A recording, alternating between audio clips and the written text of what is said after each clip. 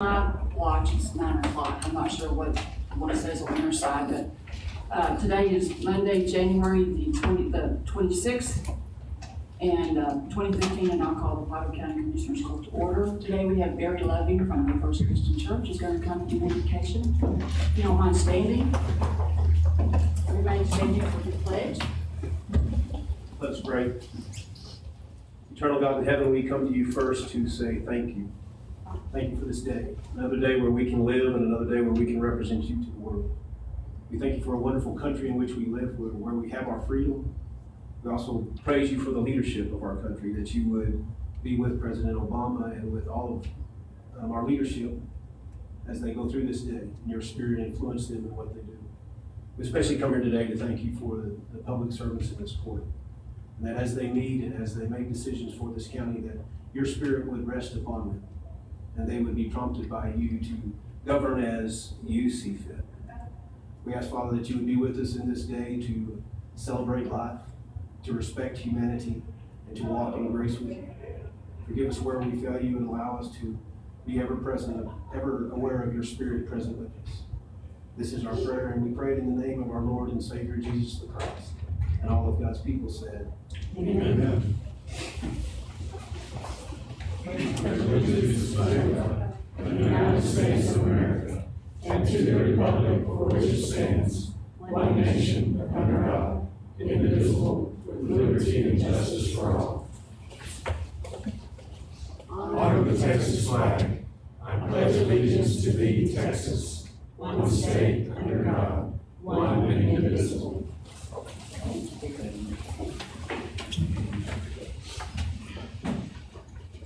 Okay, number one on the agenda is the approval of minutes from the January 12, 2015 Potawatomi County Commissioners Court meeting. Make a motion that we accept the minutes as presented.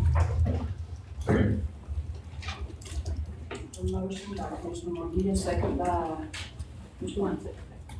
Commissioner Church. All in favor, raise your right hand. All opposed? Number two, budget amendments. To consider and act upon budget amendments for the 2014-2015 fiscal year. Carrie. You should find it correct on page 2 in front of you, on budget amendment number 3. The donation to the fire department general operating expense should be $1,000 instead. Okay.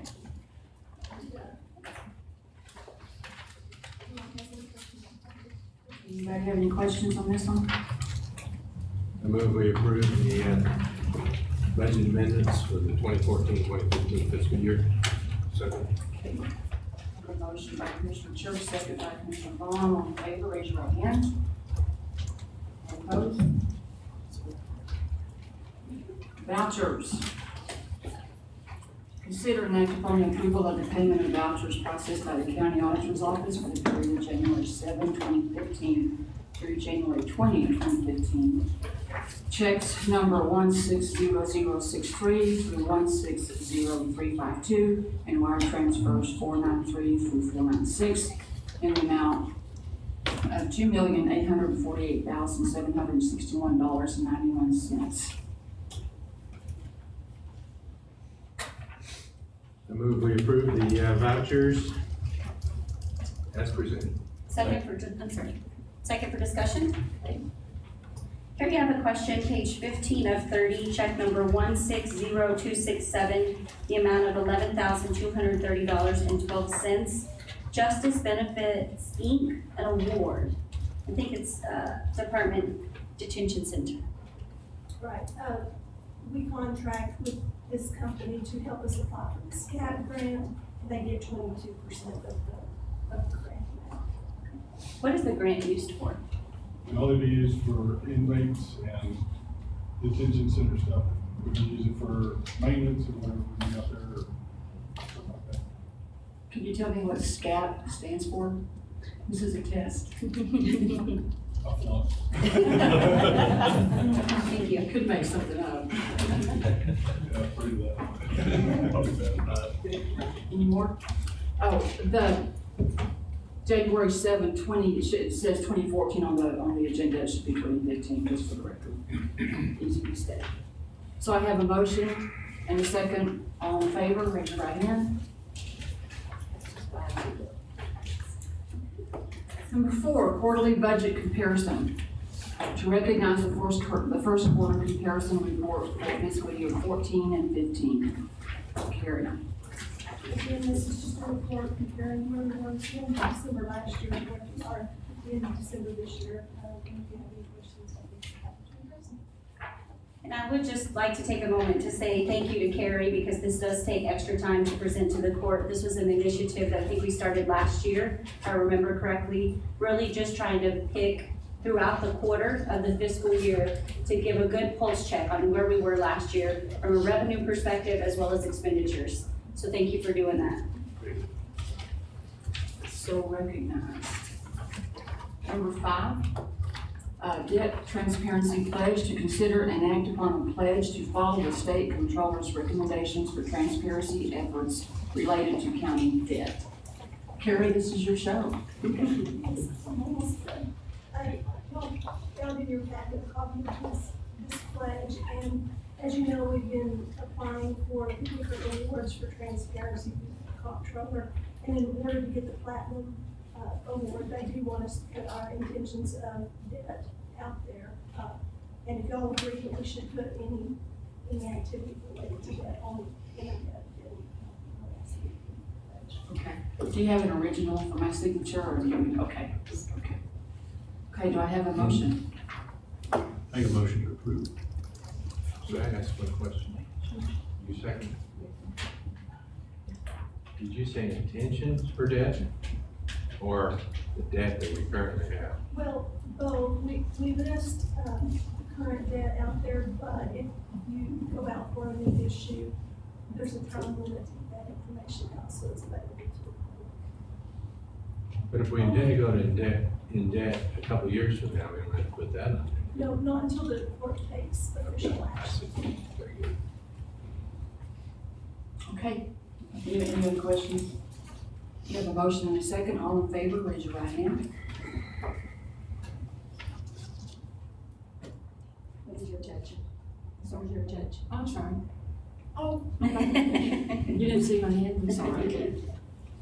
Number 6, municipal advisory agreement. To consider and act upon transferring the county's debt-related files from Southwest Securities, Inc. to Samco Capital Markets, Inc. Files will remain under the care of the Mark McLinley Municipal Advisory Group. Carrie. Southwest Securities has recently been bought out by Funds Capital, and Plains does not deal in municipal bonds as heavily as what Southwest Security has traditionally. So the group that was handling our debt has moved to Samco, and they have requested, and I am also requesting that we move our files to remain with the group that is handling this. Carrie, is there any risk in terms of moving over? Anything that we need to be aware of? I don't believe so. However, if we do go out for a new issue, I do think that we might do an RFQ rather than just staying with this firm, because things have changed, and just to see what other options are out there. How long have we been with Southwest Securities? Since the 70s. We know their reason they were bought out. They died. No, I'm kidding. No, Plains bought out Southwest Securities and also, First, oh gosh, I forgot. They bought out 2 different financial groups. Plus they focus more on industrial and commercial. Okay. So you feel good about this one? For the time being. Okay. I make a motion that we approve transferring the county's debt and related files from Southwest Securities, Inc. to Samco Capital Markets, Inc. Second. We have a motion and a second. All in favor, raise your right hand. All opposed? 0.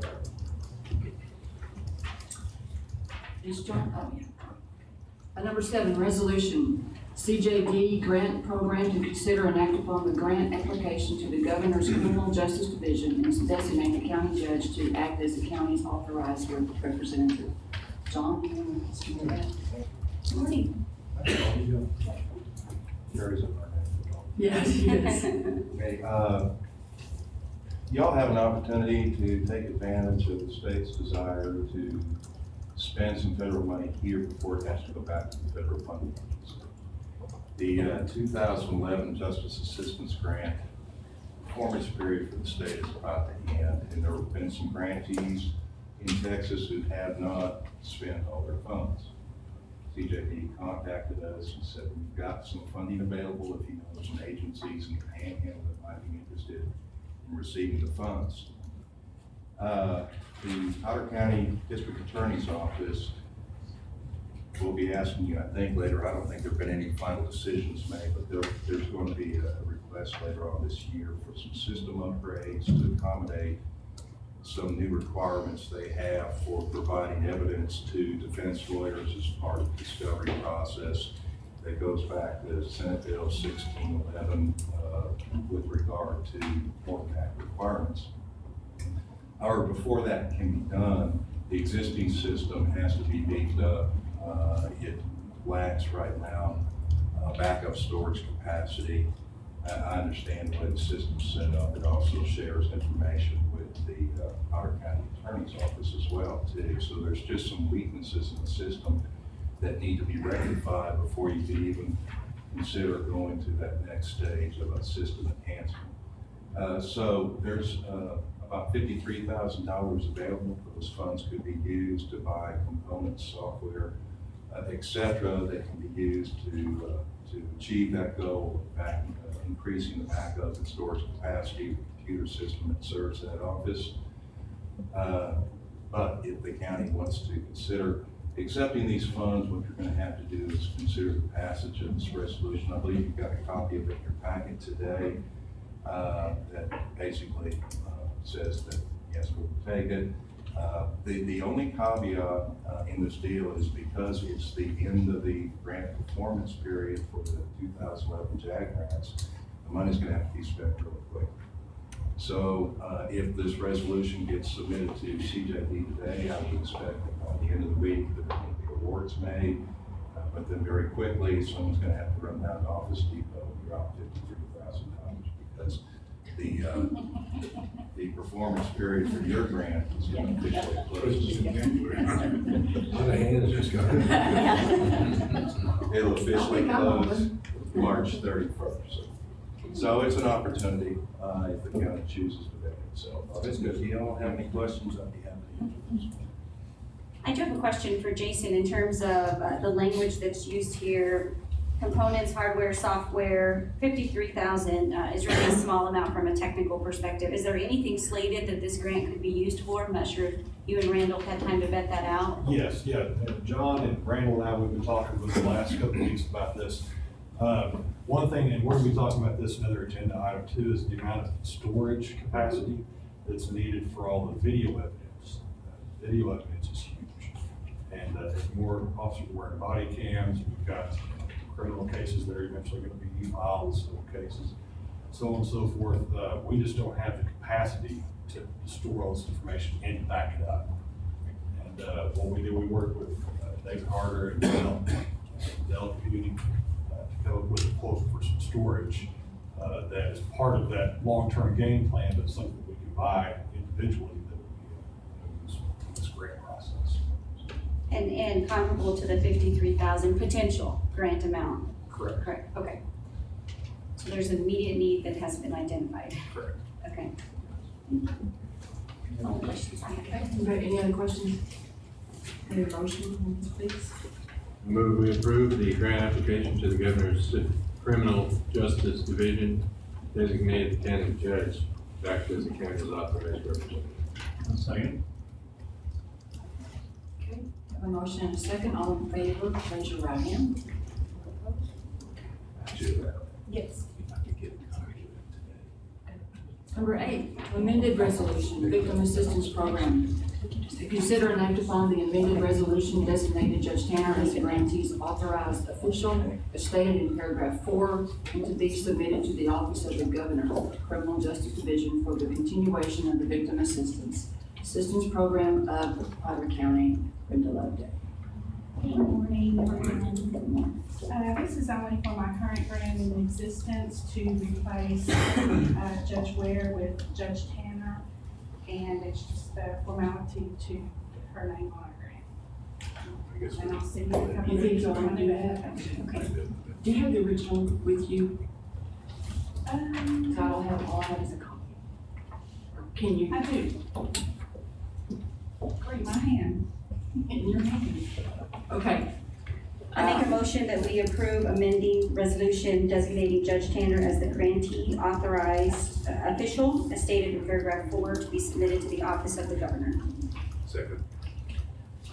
A motion and a second, all in favor, raise your right hand. 0. Do you want this Thank one you so now? much. I can get it later. Okay, Judge? I'll get it to you. Would you also sign for John Keel, because he's wanting to take it and go ahead and get it started, because the, I'm sorry, but Just happen to have it right here. You're so welcome. thank you, Ron. Spend that money. Office Depot opened at 9. Buy a lot of papers. Thank you, John, for your work on that. Thank you. Okay, number 9, to hear an update on the development of the plan for vote centers in Potter County. Good morning. Wanted to kind of keep the court involved in this as far as educating you guys, bringing along where we are in all of the steps, so that when we get to our final proposal, you're not looking at it going, how do we get here? We had our very first meeting of the Vote Center Advisory Committee on January 14th, and you guys have a list of the folks that are on that, representing a cross-section of Potter County, key stakeholders, minority interests, really people that need to be involved in this. And it was a great discussion we had. These guys came up with criteria that we wanted to consider for vote centers, which would include, obviously, not just ADA accessibility, but ADA friendly, which is sometimes a little bit different. They wanted well-lighted parking lots, plenty of parking. They wanted things on the traffic routes. We have already received a list from the Traffic Commission and at the City of Amarillo of the 30 top intersections in Potter County. So we have a good idea of the traffic patterns that we'll be looking at. From there, we got volunteers from the Vote Center Advisory Committee, and we divided the county into different territories. And they have until February 18th to give us a list of the sites that they've scouted in their area that might make potential great vote center locations. And at this point, we have 69 potential locations on the list for consideration. So once we get this list completed, our group will come back together, we'll look at all the sites on the list, and we're going to cut it. And at that point, then we'll go out and do some inspections and see if some of these businesses are willing. Some of the folks that have been contacted just by the folks that are out there scouting have said, oh gosh, we would welcome you guys. So we're very optimistic that our community is going to be welcoming the service for our voters. So how many will you typically have, what is the bottom line? The first time that we would roll out a vote center, we can cut to no fewer than 2/3, which would be 16 sites. I think as a group, we decided we did not want to cut that low necessarily the first time, because we may want, if we have 2 sites that we're trying to decide between in an area, we may want to see which one draws the most. So we were not keen on going terribly low to begin with. Well, how did you find these people? Did they volunteer? Did someone suggest them, or how does that work? Yes, both. We contacted organizations, we got names from folks, and it just kind of went down the list. It was the Vote Center Committee that made the list of folks that we thought, or at least organizations. You want to speak to that? Yes, as Melinda said, the Vote Center Committee came up with a list of potential organizations that we ought to try to invite to this overall advisory committee. Now, they are an advisory committee. They are going to make recommendations to the Vote Center Committee, who will take final votes on which locations. Correct. And then the Vote Center Committee's recommendations will be what comes to you guys. Okay. But it's nice to hear the voices from the community. It sure is. Thank you so much. Thank you. Okay. Yeah. insurance report, to recognize the insurance report, fund report, Kay Holland. Is there anything substantial, Kay, you want to talk about on this? No? Usual stuff. Anybody have any questions? So recognize. Number 11, treasurer's report, to recognize monthly treasurer's report, monthly and quarterly. Good morning. Okay, just a couple of things I really want to bring to your attention this morning. In the report, if you go to page 8 of the investment report, just wanted to kind of show you, this is a snapshot picture, of course, of December 31st. And we, last year, were at 21.7 million in our general fund, and this year we had 20.4. And this is just a timing issue. I've also asked Sherry to come this morning and kind of give us an update on our taxes and where we are with what funds are still out there. So we will talk about those issues. And then if you would go to, mine's not marked, but yours does have a page number. It's where the cedars are listed toward the very back.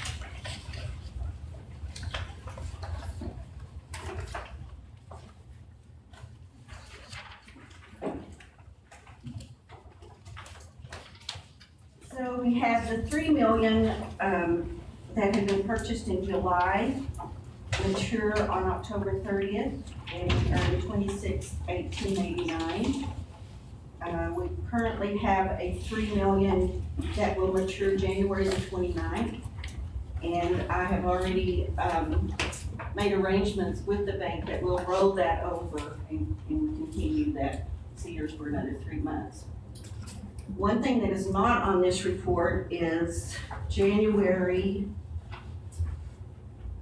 the 2nd. I purchased a $7 million Cedars for 3 months. That will mature April the 2nd, 2015. And that will reflect in our next quarterly report. But I did want to give you an update that we are still continuing to get money invested. Currently this morning, Leanne, I'm sorry, what was the amount of the January investment? $7 million.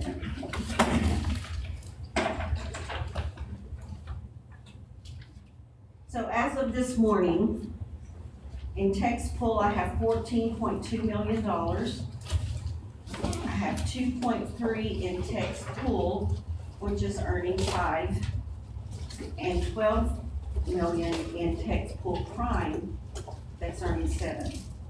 It's fluctuating between 7 and 8. In the Emerald National Bank checking account, these are just general funds. I have 9.6 million, and that's earning 25.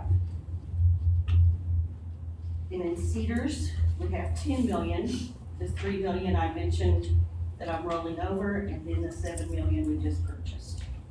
So our total cash this morning in our general fund is $34,079,428.86. And I thought we'd get Sherry to give us an update on where we are with taxes. We are still collateralized at 42. Currently this morning, my total in the bank of all accounts is 22.2 million. So we are well covered and all is well there. Currently, we're at 58% on our current taxes. I anticipate we're probably gonna collect about 33% between now and Monday. That's because only one of our top 10 taxpayers is paid so far. And so we'll get the majority of that towards the end of this week, first next week.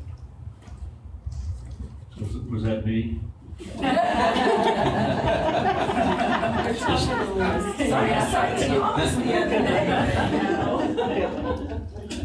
So Sherry, that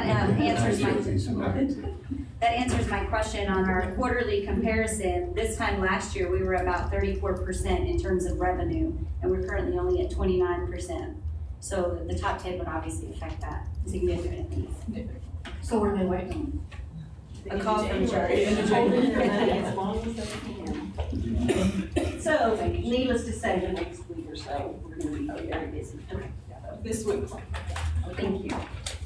And Sherry, you want to stay up here for this next one? Sure. Okay. Thank you, Wendy. So recognizing number 11, number 12, to consider and act upon refund for overpayment of taxes. This is just the usual deal too, just, okay. I make a motion that we approve the refund in the amount of $2,553.12 to Chicago Title as presented by our tax assessor. Second. We have a motion and a second. All in favor, raise your right hand. 0, thank you very much. Thank you. Number 13, Potter Randall Appraisal District Board vacancy. To consider and take action upon filling a vacancy on the Board of Directors of the Appraisal District. Talked to Jim Childers. Have you talked to him lately? I talked to him this morning early. One of their members died unexpectedly, and they need us to fill that. He will not give us a recommendation because it's just not his nature to do that. So we need to come up with someone. I would like to leave here today with someone in mind so we can send in a resolution. Does anybody have anybody that they could think of that would want to fill the spot? It's for an unexpired term.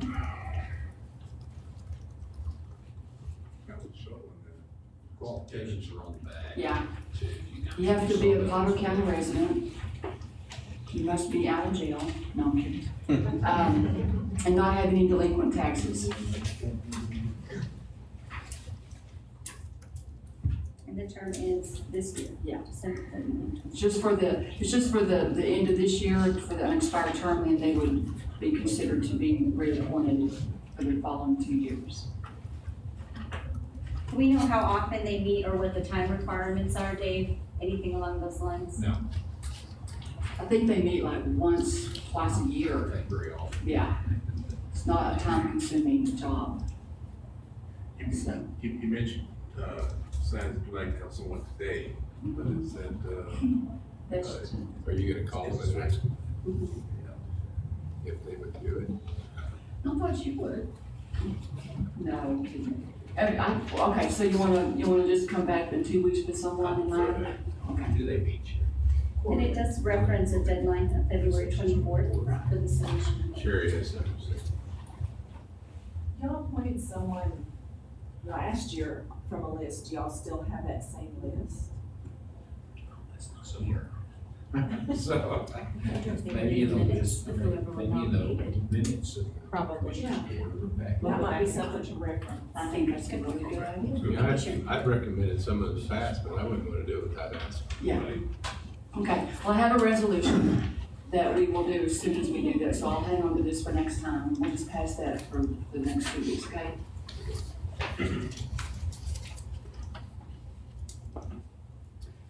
Okay, number 14, formal proposal number 1044-12, renewal to consider and act upon renewing formal proposal number 1044-12, jail meals with 5-star correctional services for an additional year with a 2.3% increase per meal as allowed in the proposal.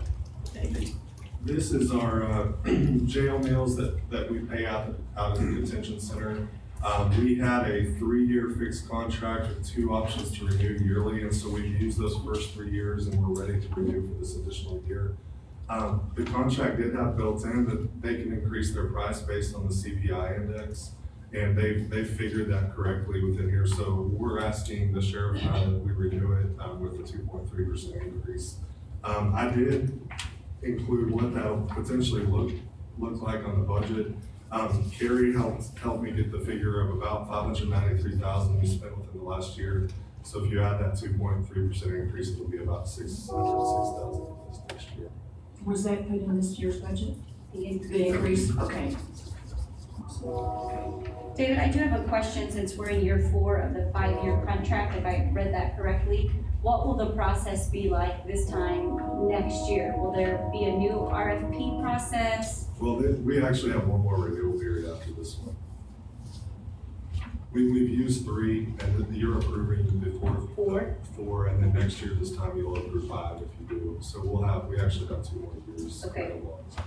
And then in year 5 in that same contract, is it allowed for another increase No, after that, we'll go back out for requests for proposals and do a brand new proposal for another 5 year and open it up to bidding and go through that whole process. I'm sorry, I may have stated the question incorrectly. When we come back next year at this time, and we do have one more year left on the contract?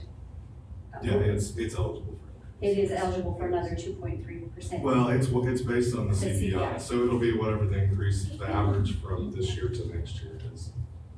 Okay. Are you happy with them, Sheriff? Yes, ma'am, I don't remember the figures, but I know the last time we did we did the quotes and everything, I mean, this raised it to $1 per meal, and nobody was even close when we did the RFPs last year. So. Yeah, the price we're gonna be paying this year is still lower than the next lowest bidder from 4 years ago. So we're still under what their first year would be. But as far as service and everything, happy with what they did. Need a motion, please? I move that we approve the formal proposal number 1044-12 jail meals with 5-star correctional services for an additional year. Second. Okay, have a motion and a second. All in favor, raise your right hand. 0. Number 15, formal bid number 1094-14, award to consider and act upon formal bid 1094-14, Santa Fe elevator modernization to, Mike, how do you say their name?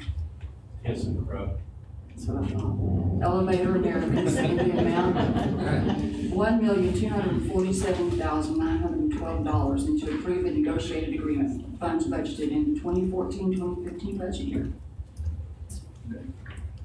This was budgeted for this budget year, and we did release a formal bid back in October with the help of North American Elevator Consultants. They were the ones that wrote the specifications to put in our formal bid to go out.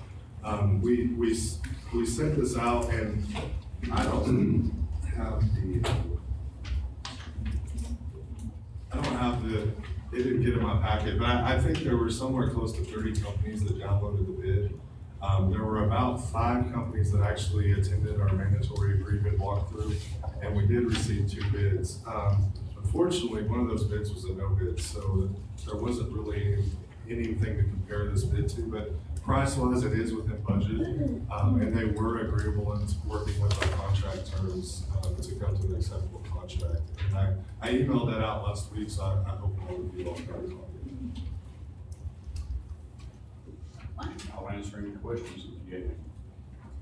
Mike, in terms of the modernization of the elevators, will you help me understand, again, I know we did talk about this during budget, but what will this do to the elevators in the Santa Fe building? Originally, whenever we did the preservation project, all we did up top of the mechanical room was replace the controllers at that time. What will be happening now is you will now be replacing the controllers, updating them, the actual motor sets, the gearboxes, the shifts, all the equipment that's up top that forces these elevators up and down is 1930 equipment. Was able to get, additional years out of it from 2000. So you'll replace all of that equipment, the ropes that push these elevators up and down. Within the cars, you'll be redoing the interior of the cars. The first 4 lobby doors will be completely reworked. Your fire service requirements will be updated, so we'll meet all 5 safety codes. The cost presented here today will be in addition to the electrical. We'll have to replace all the electrical to meet the requirements to operate these elevators, as well as our detection and protection. And all 4 cars are within scope of? Yes, your 3 public cars, just kind of give you a timeline here, your 3 public cars they're estimating 17 weeks per car.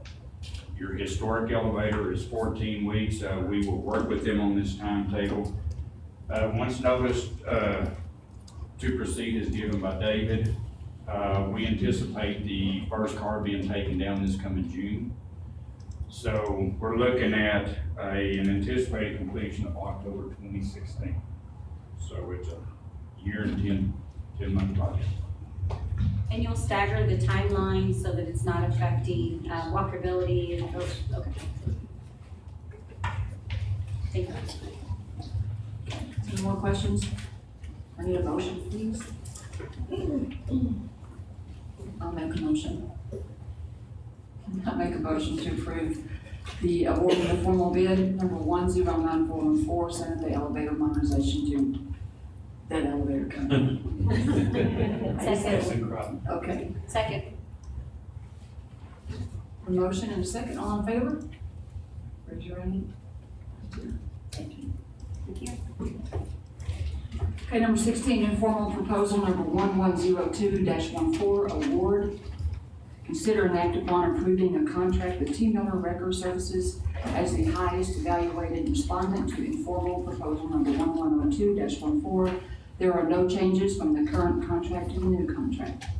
We, 2 years ago, we switched from a wrecker rotational, I don't know if the court remembers that, but we put out a proposal to just hire one wrecker service to retain as the company. And this was to avoid confusion, and also DPS took over accidents. And so really, I don't think we've utilized this contract that much, but we were at the end of that 2-year period, and so I needed to put a proposal out, and that's what we did. And so with the sheriff's help and also the attorney's office, we came up with this contract, and we sent out a request for proposals and received responses and evaluated those. And so the highest evaluated proposal was T. Miller, which is the incumbent vendor, and so we're asking you to approve that contract to go on the next time. And really, the price to what the county will actually pay, vehicles under 10,000, we don't pay anything. So it's a free service for us to use. Vehicles over 10,000, I believe it's $125 a tow. And then, you know, if we call out for individual vehicles, there's a fee limit that they can charge within that contract. I make a motion to award informal proposal number 1102-14, record service to the T. Miller Record Company. Second. Okay, have a motion and a second. All in favor, raise your right hand. All opposed? I'll abstain. I received a small campaign donation a couple years ago, so I'd like to abstain on this. 401. Number 17, equipment purchase, to consider and act upon purchasing a 2015 Argo 8x8 all-terrain vehicle from MVC Cars Inc. in the amount of $31,900. Funds to be used from the Sheriff's Office forfeiture account. Who wants to talk about it? Well, the sheriff approached me about getting quotes, and we actually did find 3 companies that sell this. I didn't realize there were that many. We solicited the quotes as the sheriff asked, and we actually had a demo unit come a couple weeks ago, and I was able to go out with the sheriff and some other guys, and they brought a unit and went through the river, and it looks like it works, so I'll let the sheriff speak to that. But we're recommending to award to the lowest bid that we received on those. This is not just another toy, it is actually a tool. As you know, we go down there to the river several times a year for rescues and search and rescue efforts. What brought this about is the Humvee that we had was grounded at the river. Yes. The new one? Oh, yeah. We buried it. We were looking for a $300,000 piece of equipment out there that was stolen. And with the rise in the water out there during the rainy season, I mean, we buried it. We buried 2 of our off-road vehicles out there. We've got to pull those out. This actually is a 8-wheel drive amphibious vehicle. And so it will go through the water, through the mud, through the sand. We did, that was part of the deal. We wanted to demo it first before we bought it. And he brought it down there, took it right to the spot where they buried the Humvee, and we got stuck for about 10 minutes, but he was able to get it out of there. And then, I mean, and I say stuck, I mean, it was, we were churning water and everything else, we were floating. But it did what we wanted to do. It's, like I said, it'll be used for rescues and searches on the, really mainly on the west side of the river. Because once you pass west of the bridge, it's pretty, I mean, you gotta have something that can get you around out there. We just don't have those vehicles. This one would. It's a little expensive, didn't really want to spend that kind of money on it. Like I said, it's something we feel like we need out there. Were you able to recover the Humvee at all? Well, Yeah. thanks to our contract with T. Miller, they came out and pulled it out. Okay. For $100. Really? It was under 10,000, so she did it great. Well, it was actually a little over, but they didn't. Uh-oh. They did the good job. We're in the process of actually getting another Humvee, but that one was running. Wasn't that donated to us? How does this, piece of equipment like this, does it add to, our insurance fleet? I don't think we have insurance on that. No, I don't think we put insurance on the all-terrain vehicles. Should we, is my question? I don't know, that's something I'll pose to Steve Blatt, but I don't know because it's not titled and I don't know. I don't know. It just seems like a bigger vehicle than the original models. It's really not. No, okay. I mean, it's a two-seater.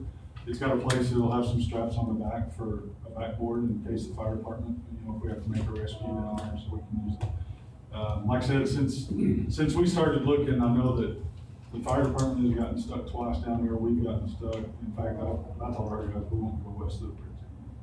And the one time or the two times that we needed to get over there, the helicopter was either out of service for maintenance or down on the border. So we couldn't even use that to utilize to get back. In fact, when we were looking for the stolen piece of equipment, a private helicopter was the one that actually stopped and picked our guys up and took them around the corner to where the vehicle was at.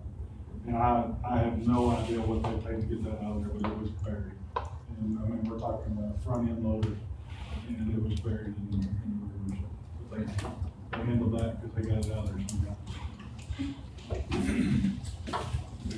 I make a motion that we approve a purchase of 2015 Argo 8x8 all-terrain vehicle from MBZ Cars, the amount of $31,900, funds to be used from sheriff's account forfeiture.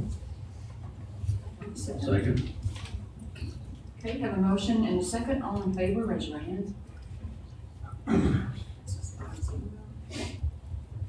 Number 18, equipment purchase to consider and act upon purchasing a server from Dell Marketing in the amount of $14,919.99, utilizing DIR contract number DIR-SDD-1951. Server will be evaluated for 60 days prior to purchase and return if it does not meet the county's needs. Fund to be used from 2014-2015 fiscal year, IT department, and to make any transfers as needed.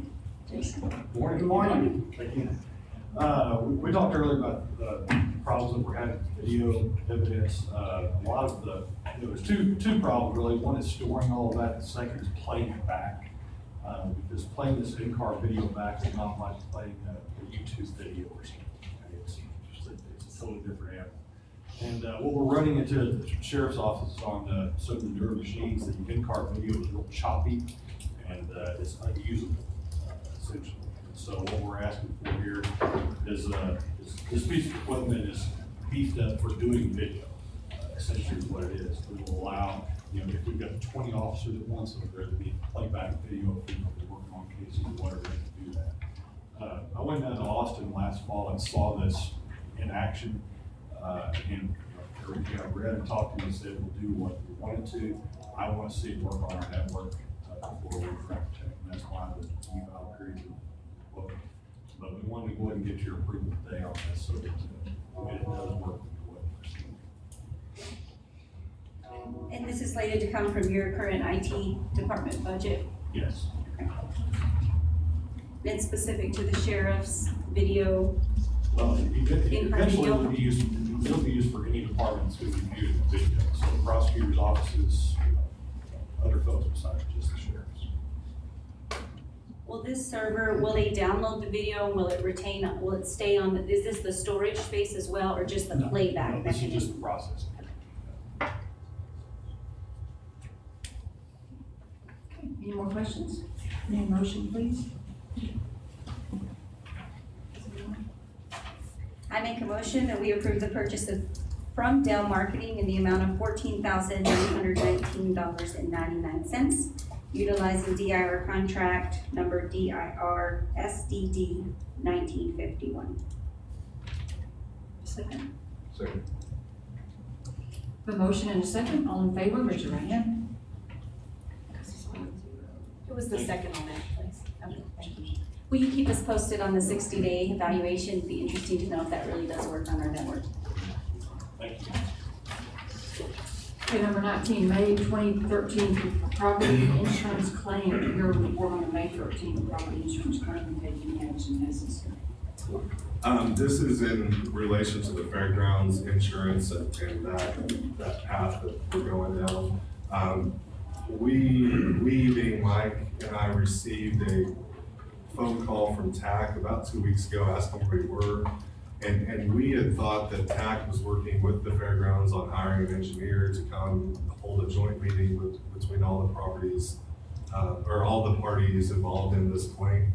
Apparently TAC now would rather the county hire this insurance company and then, or the county hire an engineer and then be reimbursed half from TAC and half from the fairgrounds. And so the reason is because the reinsurers above TAC, they think that the dispute is between the county and TAC, not between the fairgrounds and TAC, because it is our property and it is our claim that we're taking to them. And so TAC would like to see the county hire an engineer, agreed upon by the fairgrounds and TAC and the county. And then we would pay for it and ask for half reimbursement from the fairgrounds and half from TAC. I do have a letter from the fairgrounds, not specifically saying they would pay for half, but saying they would be willing to work something out. And TAC has said they would cover half, if not all of it. So I'm really asking for permission for the court for me to move forward and trying to find an engineer to hire and then asking for reimbursement from both sides so we can get some more headway on this one. Does that letter from the fairground, does that give you any confidence as far as they will? I think so, because the letter basically said, we don't understand why you're making us do this, but we would possibly pay for half of it if TAC would pay for the other half. But there haven't been any specific discussions over this model of the county hiring it and then being reimbursed by both parties. So, but I wanted approval from the court before I even asked or went down that. Can I ask you, what's the biggest dispute? Is it that we own it and we're not fixing it, or that the Tri-State Fair owns it, or they don't want to pay? What is it? The big dispute is they disagreed with what our adjusters said originally. And that's been the whole gist of the whole, and frankly, we don't really care. Because, we were satisfied with the original adjusters, but we said, hey, if you want to get a second opinion. So that's what started us down this long trail. And I talked to Virgil Bartlett myself Friday, I believe, and I believe they're willing to, he indicated to me they're willing to pay half. And he thought for some reason there's been some miscommunication, I think, over with TAC, because they thought, or Virgil thought, that TAC was still going to pay half and then they were going to pay half.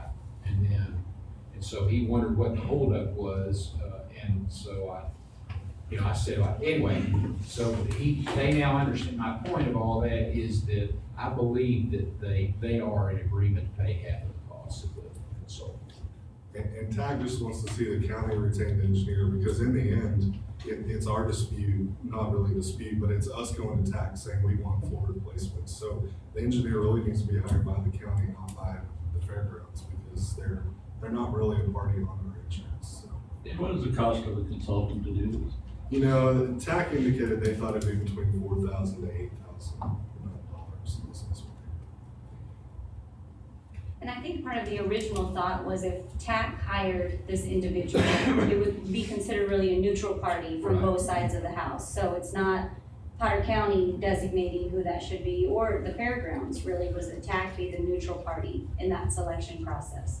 So that has now shifted, if I'm understanding you correctly. They're now asking us to go out and seek an individual for these services. No, that is correct. They think it needs the county that needs to be hired, but we will work with the fairgrounds and TAC and Mike to hire an engineer that we all three agree on.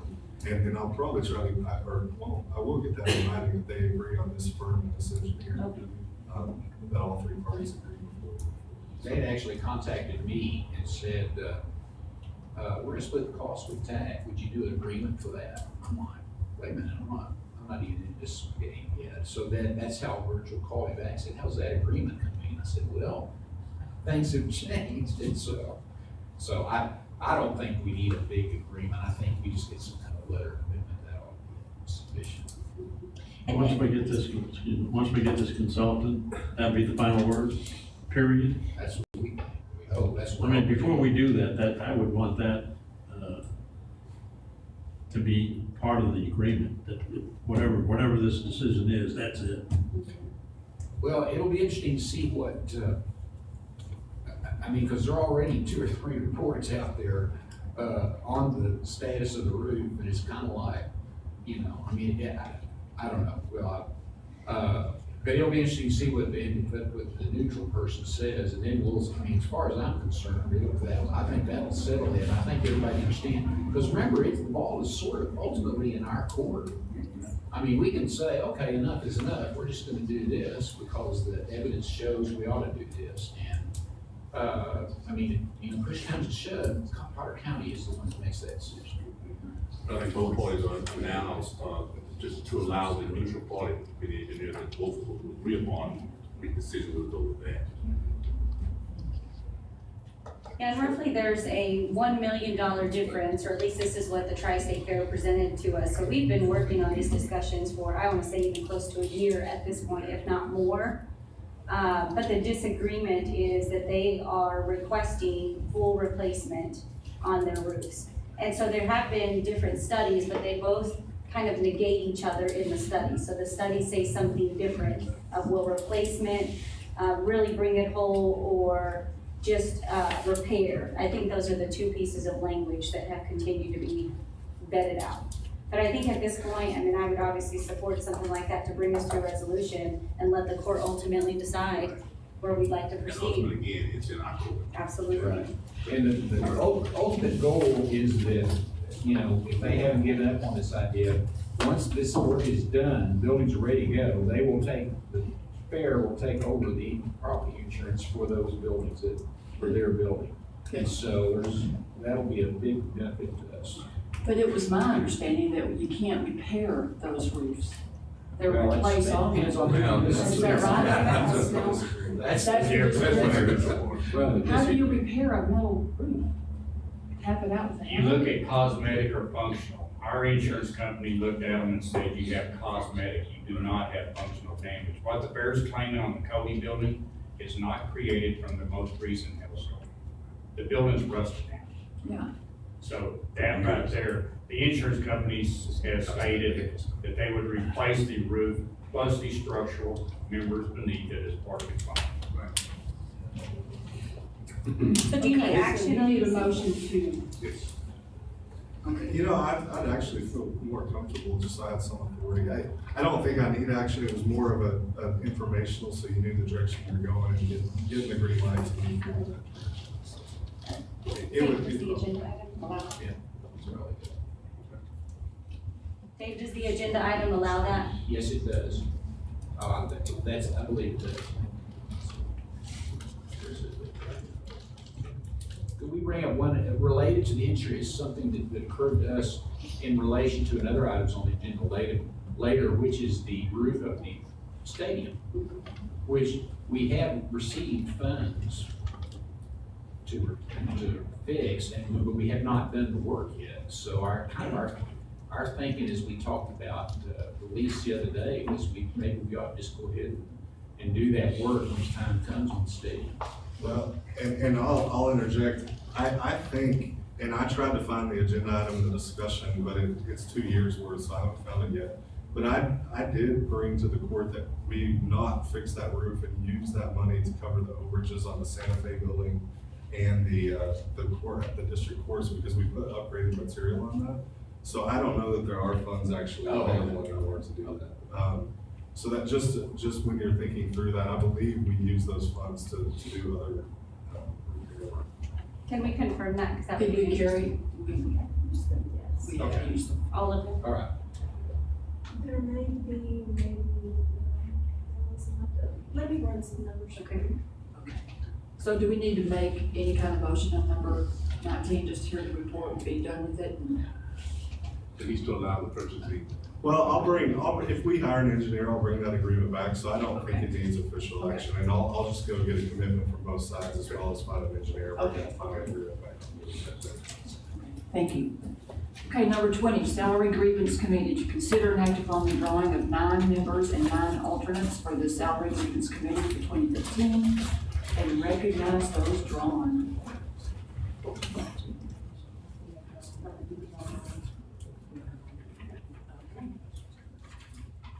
For these names.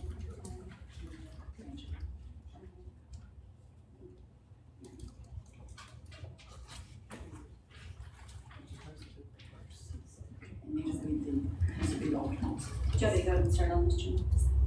Okay.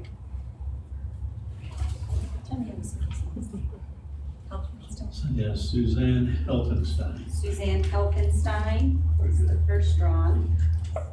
Heather Reed is the second drawn. John Matthew Hamilton is the third. Barbara Minor, fourth drawn. Fifth is P. David Walker. Sixth is Dawn Upchurch. Seventh is Angela Christie Gwynn. Eighth is Nancy Kritzer. Ninth is Johnny Rustin.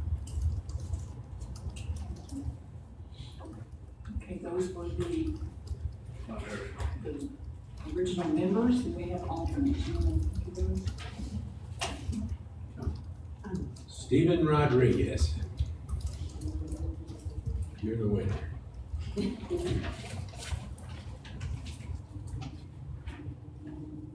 Savannah Jeffrey.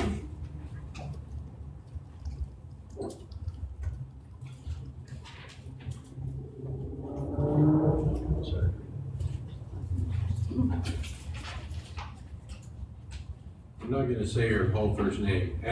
Bjork. Avenel. Thank you. Sherry Walsh.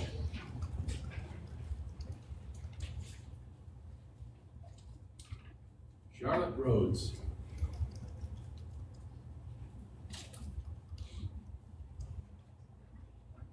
Charlene Leonard. Robert Lane.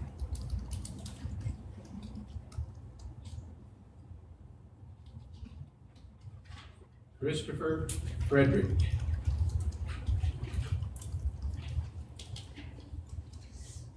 Bill Scott.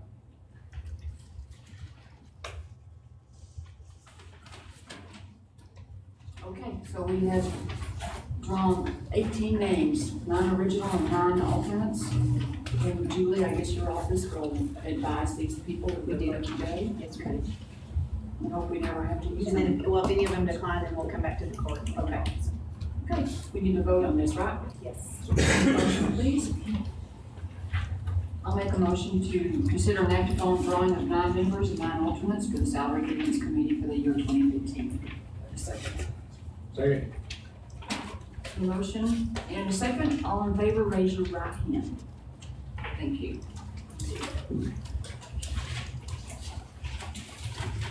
Between one, Carter County Sheriff to review the Tier 1 partial exemption racial profiling report.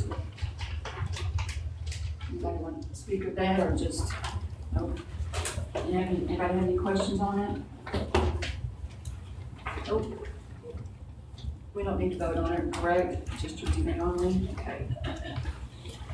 Mike, number 22, Carter County Projects.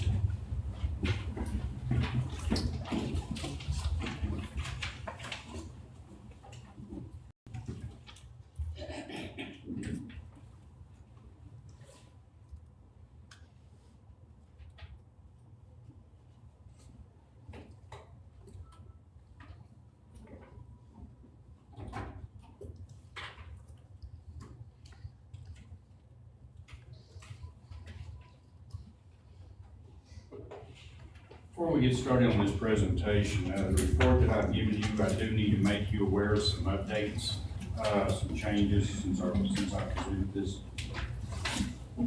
The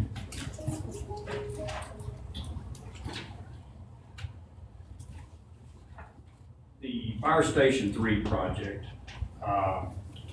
Just the timetable that I've given you at the last meeting, I just need to make sure that you're aware. The week of February the 16th, I've set aside 2 full weeks where the committee, Pat and I can visit with the committee with Park Hill, Smith, and Cooper, and then the Park Hill, Smith, and Cooper will visit with each one of y'all on basically a one-on-one to keep you up to speed of where we stand on the project. There'll be 5 critical meetings throughout the next, between now and August, that I'll be scheduling with you. I'm gonna try to set these meetings up.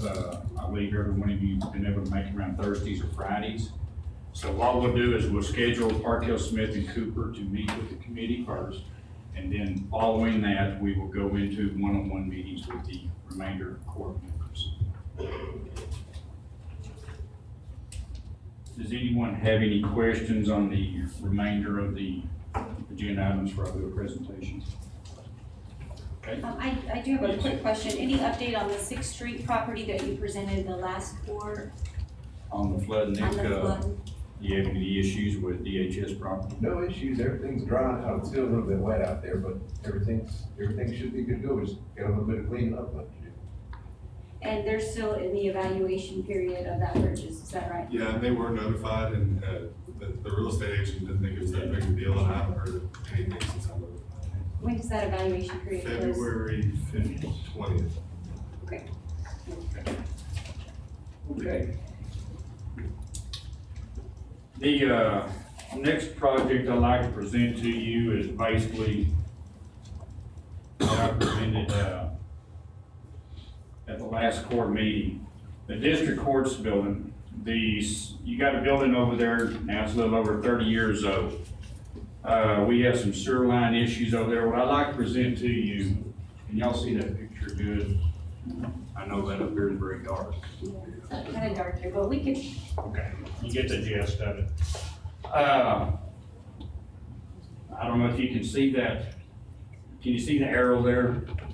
Okay, between it and the very bottom, that right there is a buildup within the sewer line. This right here actually comes from the district clerk's area, down into the records area. You can see a lot of the sludge build up in the pipes. Notice this right here, this will be very critical. It'll be hard for y'all to see. The top portion of this pipe right here, and the top half of it, is basically being eaten up by sewer gases. Is that as bright as that's gonna get, Jason? They really need to see these photos to really understand. Go ahead.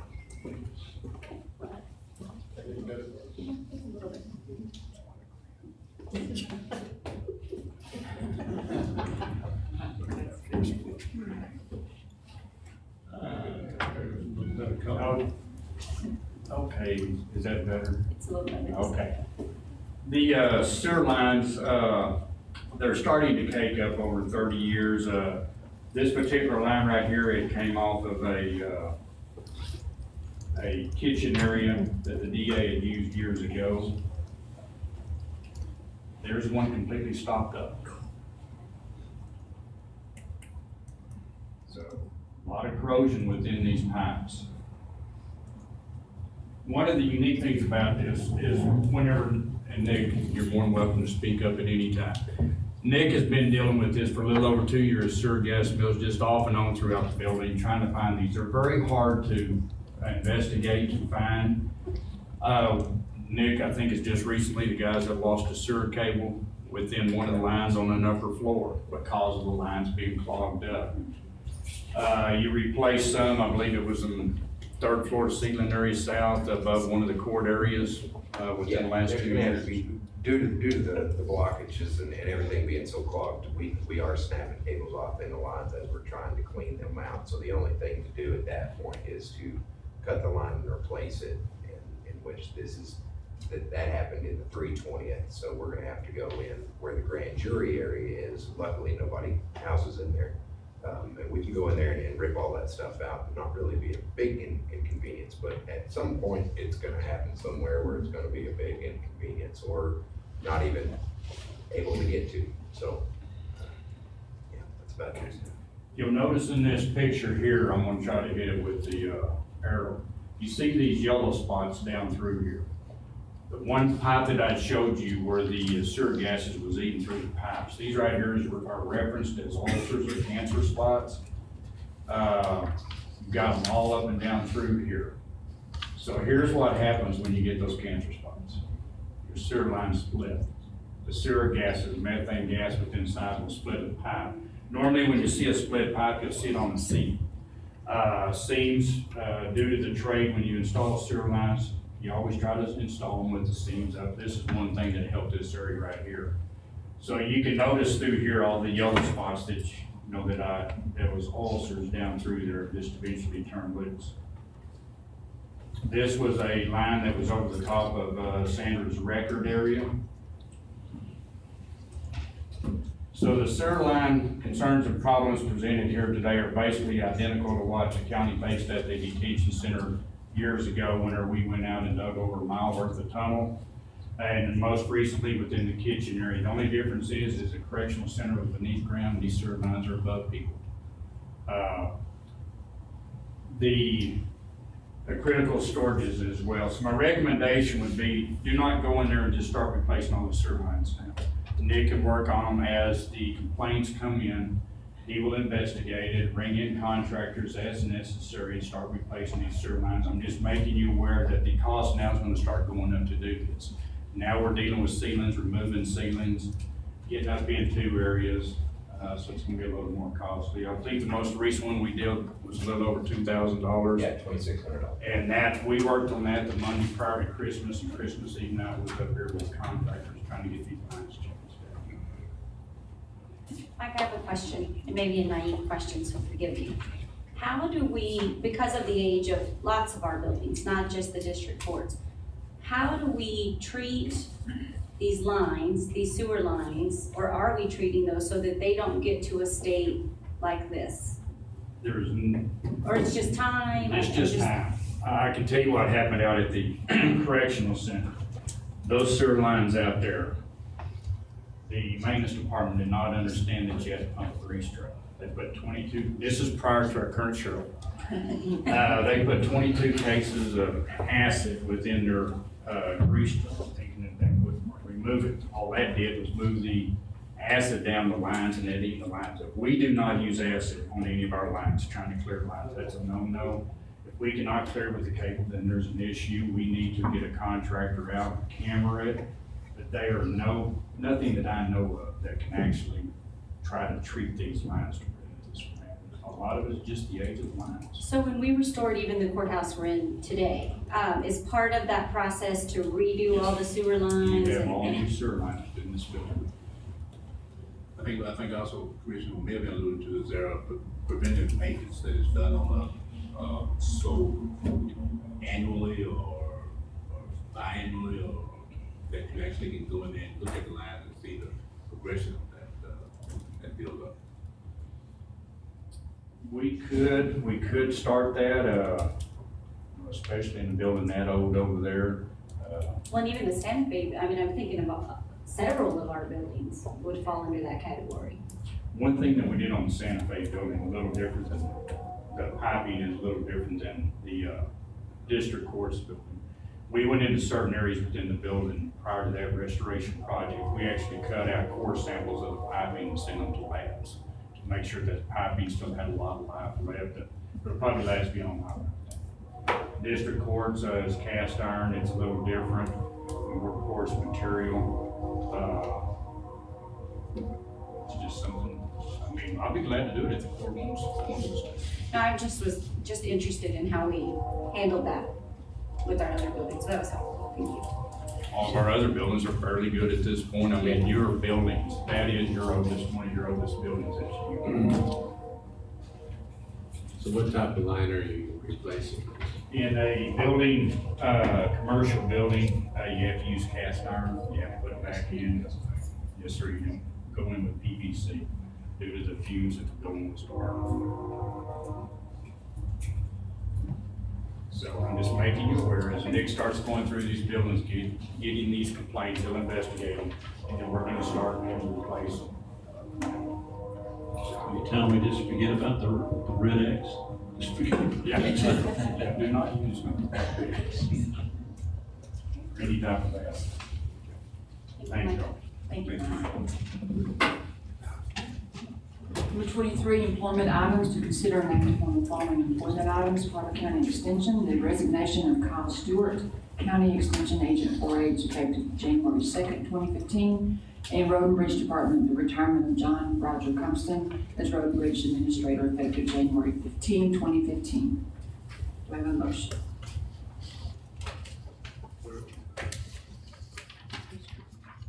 Move we approve the employment items A and B as presented.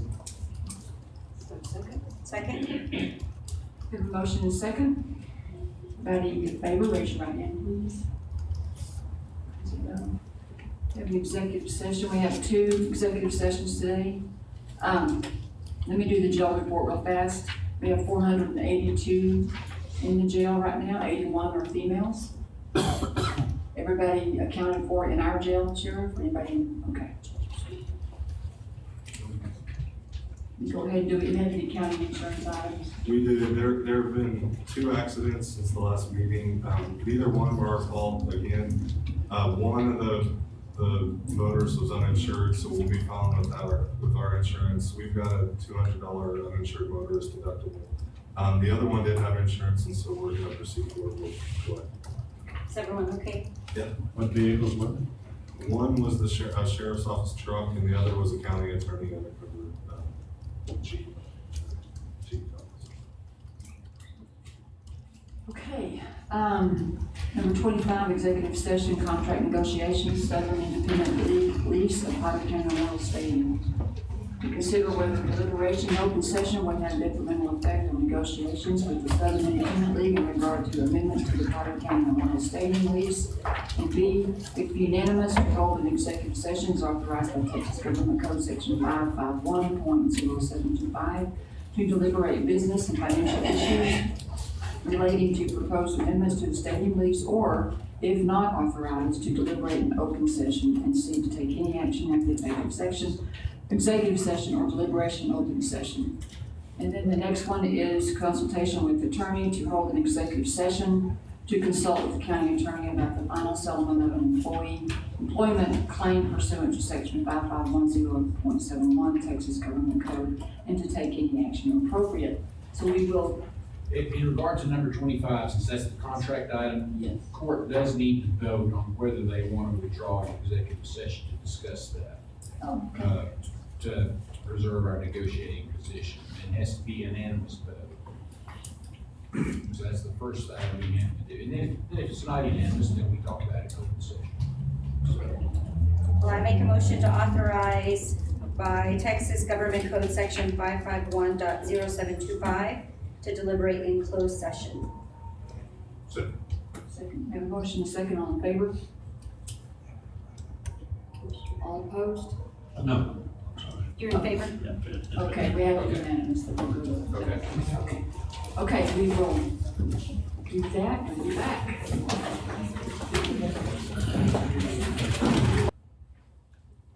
Julie, I apologize, I forgot to tell you, we left at 10:15. It is now 10:55, we reconvene. There was no action taken in executive session, either item.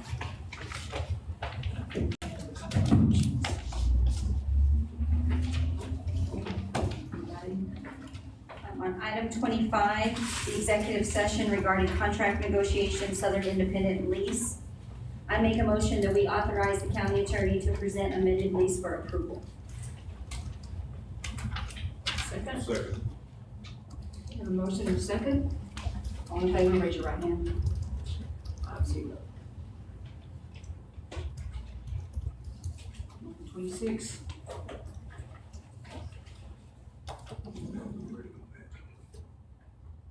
I make a motion that we authorize the auditor and HR department to allocate a line item in accordance with the agreement.